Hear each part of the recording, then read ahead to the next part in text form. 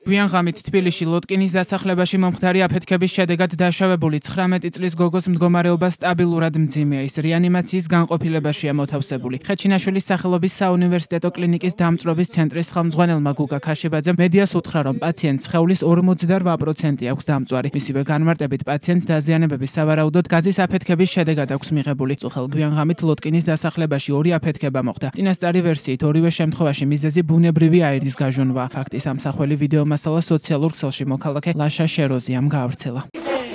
აი ეს არის დღეს აფეთქდა ეს და ეხლა აფეთქდა ეს ჩემი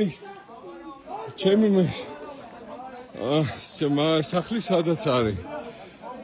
იყო საშინელი აფეთქება და რამოდენიმე საათის უკან აფეთქდა ეს. ლაშა შეროზიას თქმით, ლოტკინის დასახლებაში სამღერეთის 21-ში გაზის სუნი 2 დღის განმავლობაში იგრძნობოდა. პირველი საცხოვრებელი სახლი აფეთქდა, სადაც დაშავებული ახალგაზრდა ქალი ცხოვრობდა. შეროზიას თქმით, ამ აფეთქების შემდეგ ქუჩაში გაზის სუნი კვლავ იგრძნობოდა, რაზეც პოლიცია გააფრთხილეს, თუმცა მისივე განმარტებით სამართალდამცავებს შესაბამისი რეაგირება არ ქონიათ. 2 დღეა აქ არის გაზის სუნი. დღეს ეს რო აფეთქდა რამოდენიმე საათის უკან ვიძახით, რომ გაზის სუნია. უბედურება მოხდება და ეს მეორე აფეთქდა ეხლა 3 საათზე. ბატონო?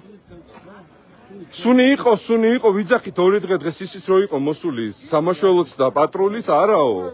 გადაკეტილიაო და წავიდნენ და ვიძახი აქ დგევართ ვიძახით რომ გაზის სუნია. შეროზიას თქმით, საცხოვრებელი სახლის შემდეგ რამდენიმე საათში კომერციული ფართი აფეთქდა, რამაც იქვე მდებარე საცხოვრებელი სახლის დაზიანებაც გამოიწვია.